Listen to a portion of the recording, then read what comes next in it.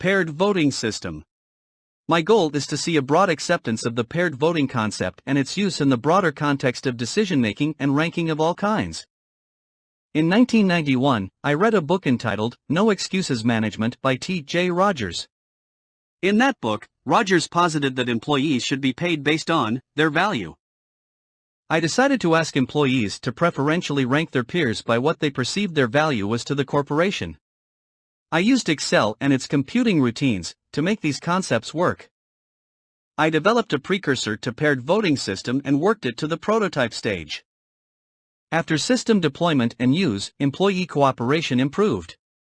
Employees soon realized they could get recognition from others and a pay increase by playing nice in the sandbox.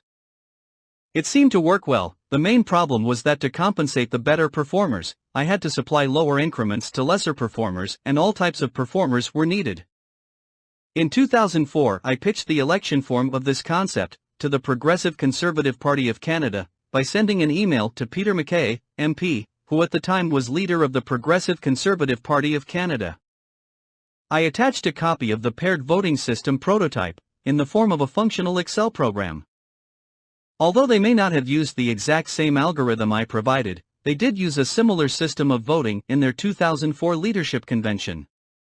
Stephen Harper was elected leader of the party, out of a three-person field that also included Peter MacKay and Belinda Stronach. PVS clearly and unambiguously reflects the true intentions of the voters and empowers voters to use their best intellectual abilities to focus on and deliver the best decisions. Furthermore, once decisions are made, the voters will better support these decisions. I could see that with a prototype in hand there was still a long way to go before large-scale implementation. I developed other interests and was unwilling to fully commit. However, after retirement, I decided to develop a working online application. While the Excel prototype was usable, work still needed to be done. My starting point was an Android app called Paired Voting System. In addition, I wrote an app hosted on the web. These were both launched in January 2023. These apps use Google Cloud Server working in the background to store data and run calculations.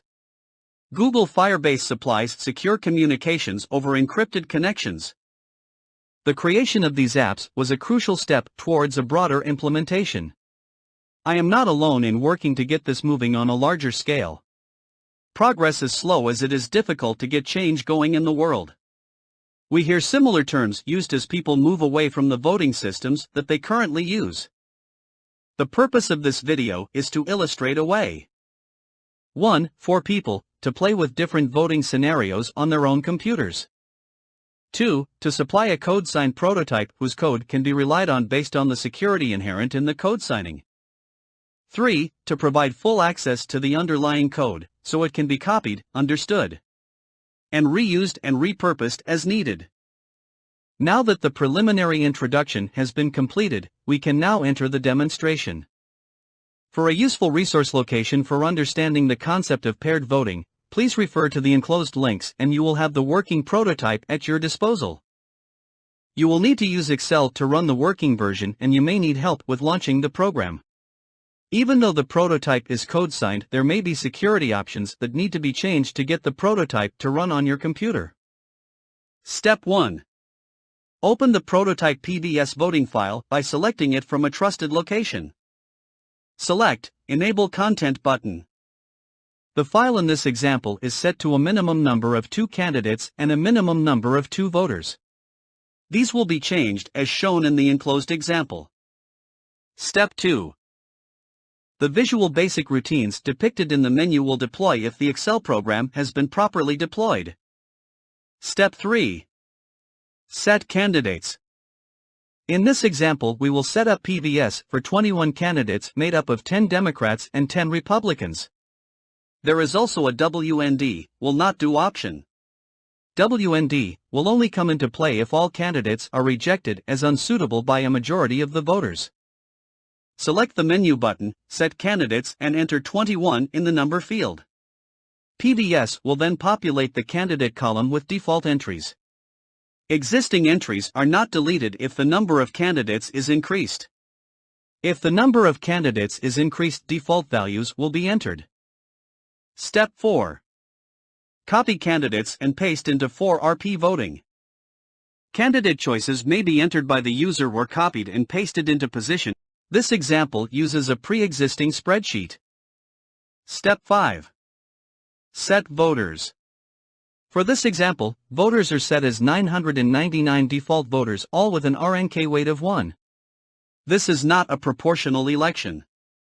Step 6. Random vote. In a real-world situation, voters would log in and place their votes. Usually, the number of choices would be much less than what is shown here, but regardless the number of choices, in the end the final contest is between two candidates. In this example, Adam Kinzinger is ranked 1 and Nikki Haley is ranked 2.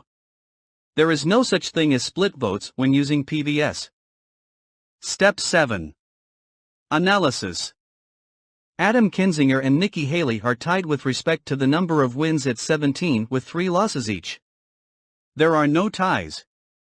Kinzinger has more force in his favor at 10,326 than Haley has with 10,247, thus the number 1 spot goes to Adam Kinzinger. The term rank refers to the order of the final choices as output from a PVS analysis. Rank is differentiated from the term RNK, which is how the voters see the order of the choices. The voter input at the ballot box. PVS rank order is determined by the following steps when comparing choices. Wins takes precedence over all other comparisons. If a comparison of wins is inconclusive, a comparison of ties takes precedence over lesser considerations. If prior comparisons are inconclusive, a comparison of 4s based on all pairings takes precedence over lesser considerations. If prior comparisons are inconclusive, first-place RNKs are compared. Visual Basic Code. The Visual Basic Code is not hidden and can be accessed by Alt-11 from the Open Excel workbook. Note that changes to the code will remove the code signature. The code signature is there to guarantee unchanged code. A user would be unwise to rely on unsigned code. Code signing. Finding the code signature is a simple matter of looking code signing up in the back end of the program, again by pressing Alt-11. For access to more information, I invite the user to click on whatever links they are interested in. This concludes our presentation. Thanks for watching.